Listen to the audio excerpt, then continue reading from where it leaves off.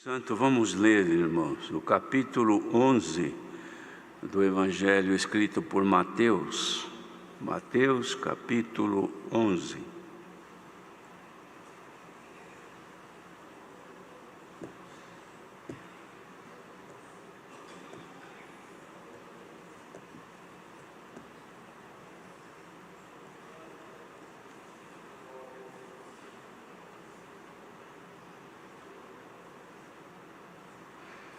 Vamos ler então com a ajuda de Deus. E aconteceu que, acabando Jesus de dar instruções aos seus 12 discípulos, partiu dali a ensinar e a pregar nas cidades deles. E João, ouvindo no cárcere falar dos feitos de Jesus, enviou 2 dos seus discípulos a dizer-lhe: És tu aquele que havia de vir ou esperamos outro? E Jesus respondendo disse-lhes: Ide e anunciai a João as coisas que ouvis e vedes. Os cegos veem e os coxos andam, os leprosos são limpos e os surdos ouvem, os mortos são ressuscitados e aos pobres é anunciado o Evangelho. E bem-aventurado é aquele que se não escandalizar em mim. E partindo eles, começou Jesus a dizer às turbas a respeito de João: Que foste ver no deserto? Uma cana agitada pelo vento? Sim, que foste ver? Um homem ricamente vestido? Os que trajam ricamente estão nas casas dos reis. Mas então que fostes ver? Um profeta? Sim, vos digo eu, e muito mais do que profeta. Porque este é de quem está escrito: Eis que diante da tua face envio o meu anjo, que preparará diante de ti o teu caminho. Em verdade vos digo que entre os que de mulher têm nascido, não apareceu alguém maior do que João Batista. Mas aquele que é menor no reino dos céus é maior do que ele. E desde os dias de João Batista até agora, se faz violência ao reino dos céus e pela força se apoderam dele. Porque todos os profetas e a lei profetizaram até João. Se quereis dar crédito, é este o Elias que havia de vir. Quem tem ouvidos para ouvir, ouça. Mas a quem assemelharei esta geração? É semelhante aos meninos que se assentam nas praças e clamam aos seus companheiros e dizem: Tocamos-vos flauta e não dançastes, cantamos-vos lamentações e não chorastes. Porquanto veio João não comendo nem bebendo e dizem: Tem demônio. Veio o Filho do Homem comendo e bebendo e dizem: Eis aí um homem comilão e beberrão, amigo dos publicanos e pecadores. Mas a sabedoria é justificada por seus filhos. Então começou ele a lançar em rosto as cidades onde se operou a maior parte dos seus prodígios, ou não se haverem arrependido, dizendo: Ai de ti, Corazim, ai de ti, Betsaida, porque se em Tiro e em Sidom fossem feitos os prodígios que em vós se fizeram, há muito que se teriam arrependido com saco e com cinza.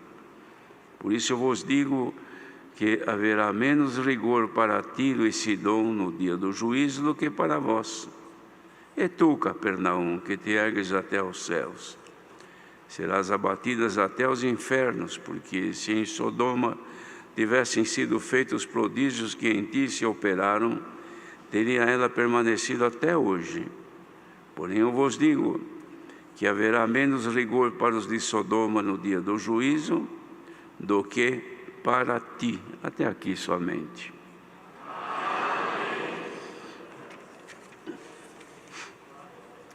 Queridos irmãos, aqui Mateus descreve este fato que ocorreu durante a missão do Senhor Jesus, que este fato ele é importante para o nosso conhecimento e consideração também. O Senhor havia acabado de dar instruções aos seus discípulos, falando da salvação, falando da misericórdia de Deus em haver enviado o seu Filho, que era Ele próprio. E terminando então isto, partiu e foi para as cidades que a cada um deles pertencia. E João Batista, ele estava encarcerado, estava preso, mas de lá ele ouvia falar dos feitos do Senhor Jesus. E ele conhecia Jesus, foi ele quem batizou o Senhor Jesus. Foi ele que viu o Espírito Santo pousar sobre o Senhor Jesus em forma corpórea de uma pomba. Foi ele quem ouviu o que Deus falou: este é meu Filho amado. De fato, irmãos, que ele tinha conhecimento, tinha certeza de que aquele Jesus que ele havia batizado era o Cristo enviado para a salvação de todos aqueles que nele crescem. Mas agora João estava, irmãos, num processo difícil. Isto porque quando a pessoa está bem, tudo andando normalmente ou bem, a pessoa se sente até com maior facilidade em servir a Deus, em confiar, ou em falar que confia no Senhor, que espera no Senhor, porque na verdade não tem nada que está demandando esta necessidade de orar, de buscar, de ir aos pés do Senhor. A pessoa está bem, ora pelas suas necessidades normais, porém nada que lhe faça ir aos pés do Senhor com lágrimas. Mas quando a pessoa entra num processo de provações, onde se sente só, se sente como distante do convívio dos irmãos, não sente perfeitamente a presença de Deus, porque está passando por um momento espiritual de combates, de lutas, de apertos, de aflições. Então a pessoa se enfraquece, se sente como que vencida ou temerosa de ser vencida, com medo que venha a sucumbir diante da provação que passa. Esta é a hora perigosa para a pessoa, porque João estava assim. Quando ele estava muito bem fazendo o batismo, muita gente ele batizou, batiza também o Senhor Jesus. E no ânimo e na alegria que ele estava, ele viu o Espírito Santo repousar sobre o Senhor e ouviu a voz de Deus. Um privilégio muito grande, um motivo de grande alegria em poder dizer: estive junto com o Filho de Deus, o Cristo enviado. Mas ele estava bem. Quando agora ele estava numa prisão, num cárcere, sabendo que o fim da sua vida estava por vir, e não seria uma morte natural, seria uma morte violenta, ele temeu e chegou mesmo a duvidar, porque quando ele se viu só naquela condição, ele desconfiou: eu desconfio que esse Jesus que eu batizei, que não é o Cristo, porque se fosse o Cristo de Deus, o enviado, eu não estaria aqui nesta condição, eu estaria livre. Então Deus não está comigo, porque se Deus estivesse comigo eu não estaria aqui. Este é um momento de fraqueza, um momento de debilidade diante das aflições, das provações. E quando ele chegou nessa circunstância, não tinha mais o que fazer. Perguntar para o Senhor não tinha como, porque ele estava preso. O Senhor estava solto, mas ele estava preso. Aí ele ficou sabendo que o Senhor estava por ali, batizando, anunciando o Evangelho, se bem que o Senhor Jesus mesmo não realizava batismo, porque ele mesmo disse, mas os seus discípulos batizavam, ele estava junto. Então ele chamou os seus discípulos e falou: olha, Vão lá conversar com Jesus para ver se de fato é Ele o Cristo que havia de vir, ou se nós devemos esperar outro, porque vocês estão vendo como é que eu estou aqui. Eu estava livre, servindo a Deus, anunciando o batismo de arrependimento e batizando. Quanta gente que se arrependeu dos pecados e foram batizadas por mim. E agora eu estou aqui nesta situação, eu estou desconfiado que este Jesus aí não é o Cristo. Mas vamos lá conversar com ele, vocês que estão livres, converse com ele e pergunte. E quando chegaram e falaram com o Senhor não falou sou eu ou não sou eu.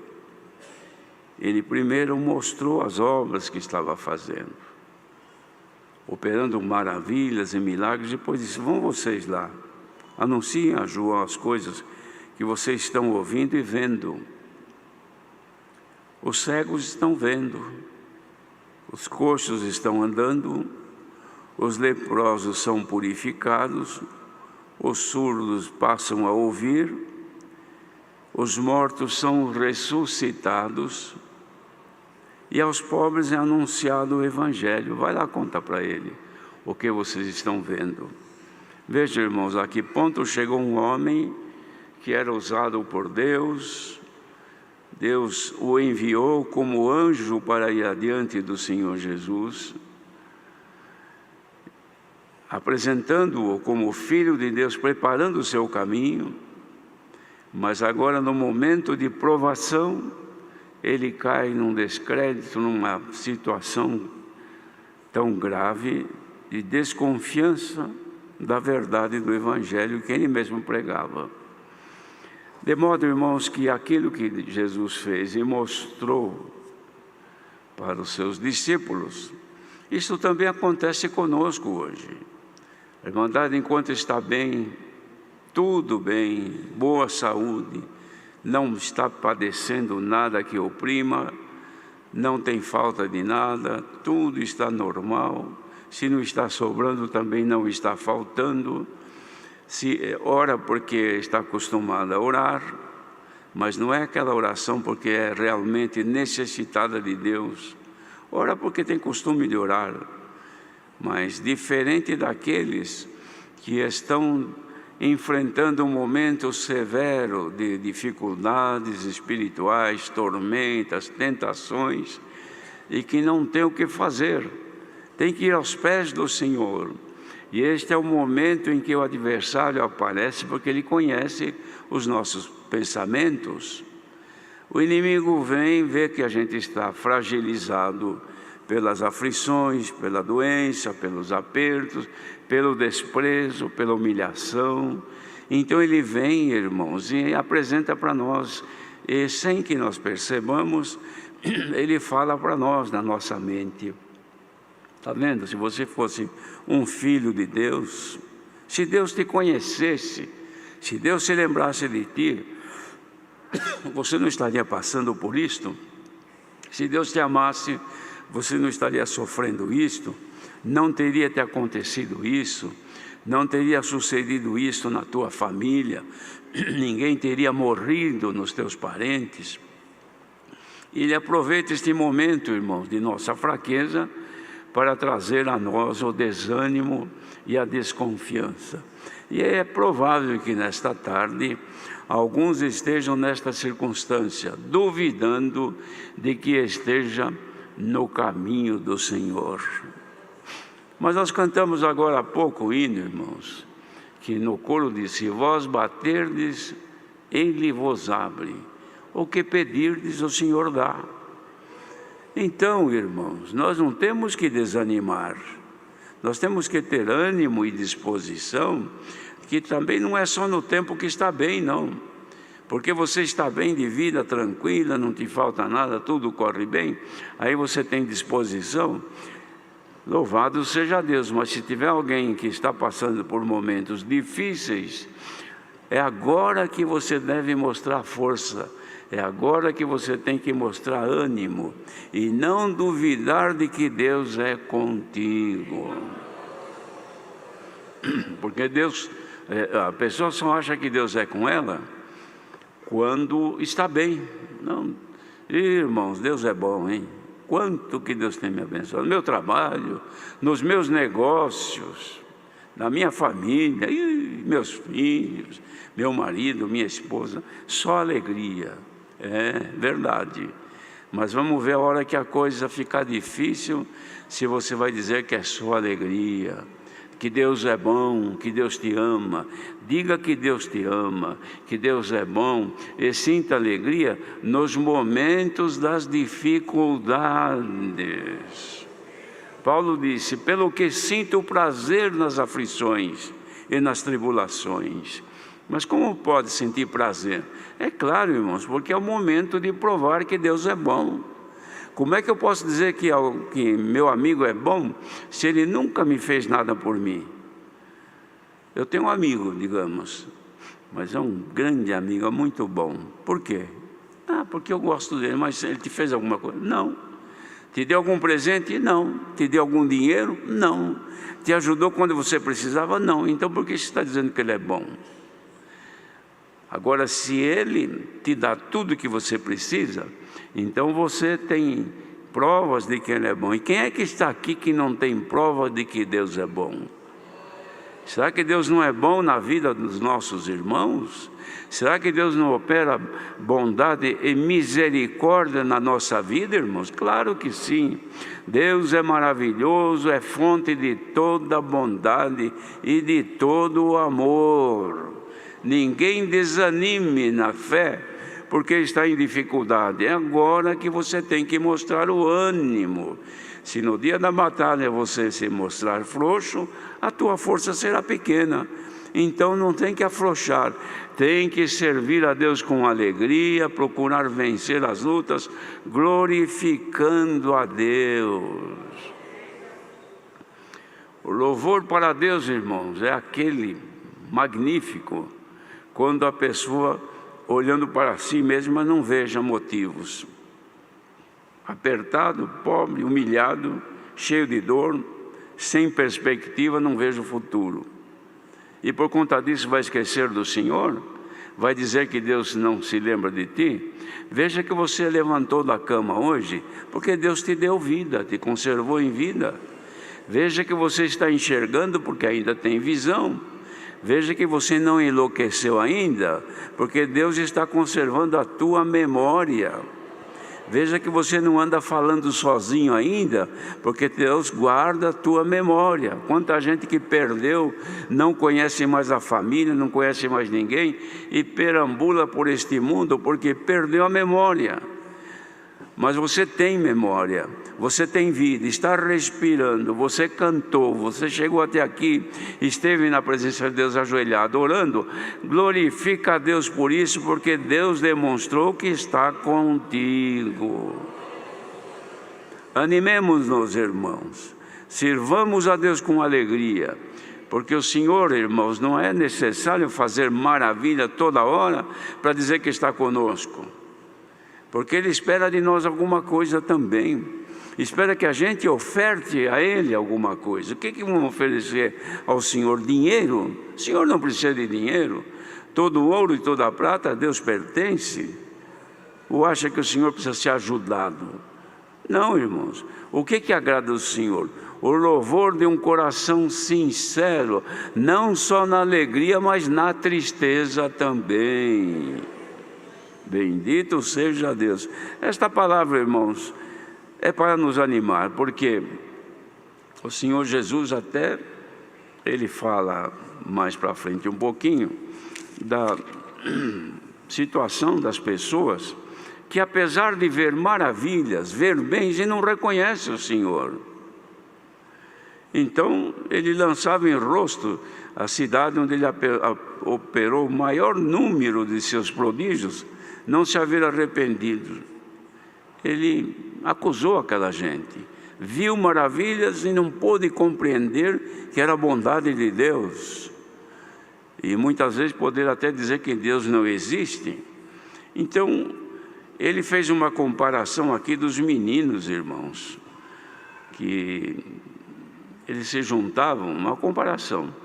porque naquele tempo eles tinham esse costume, a meninada numa praça, juntava e trazia cada um a sua flautinha. E eles se juntavam ali e tocavam flauta nas músicas que eles eram acostumadas. E as pessoas que se alegravam dançavam. Mas os meninos tocavam, e todo mundo olhando, ninguém dava confiança para eles. Ninguém era capaz de levantar do seu assento e dançar um pouquinho, ouvindo os meninos tocarem. Então não havia reação. Por quê? Porque eles não estavam interessados. Outros diziam assim: e nós? Que nós íamos cantando lamentação para a gente chorar, porque era costume, principalmente num funeral, irmãos, a família estava ali. Então vinham os pranteadores, que cantavam aquelas músicas tristes e fúnebres, que era para provocar choro na família. Então todo mundo chorava, ouvindo os cantores cantar aquela coisa triste. E os meninos diziam: nós cantamos lamentação, ninguém chorou. Tocamos flauta, ninguém dançou. Então Jesus dizia assim: veio o João Batista comendo e bebendo, ou melhor, não comendo e nem bebendo como eles comiam. Eles falaram: isso aí tem demônio, é um endemoniado. Aí veio o Senhor Jesus, que comia e bebia normalmente como os outros. Falou: esse é um comilão, beberrão, amigo dos pecadores. Veja, irmãos, que para a pessoa que não aceita o Senhor, que não dá valor ao Senhor, que despreza o Senhor, nem tanto que tenha e nem falta, não se lembra de Deus. Se está no sofrimento, não lembra de Deus. Se está na abundância, tampouco lembra-se de Deus. Mas o que disse o Senhor Jesus? Mas a sabedoria é justificada por seus filhos. Irmandade, sabe quem é a sabedoria? Sabedoria é Cristo, Jesus Cristo é a sabedoria. E ela é justificada por seus filhos, porque nós estamos aqui para justificar de que Jesus Cristo é a fonte da sabedoria, é a bondade, é a misericórdia, é a dádiva, é o dom de Deus que veio graciosamente, por graça e misericórdia, para nos resgatar da condenação eterna. Esta é a sabedoria divina, Jesus Cristo, o Filho de Deus. Por isso a Irmandade tem que reagir. Se não reage no sofrimento, servindo a Deus com alegria e louvando a Deus ainda com lágrimas nos olhos, reage então em outras condições. Mas o povo de Deus deve se alegrar no Senhor e justificar a sabedoria que é Jesus Cristo, que nos salvou e promete nos dar a vida eterna. Deus seja louvado.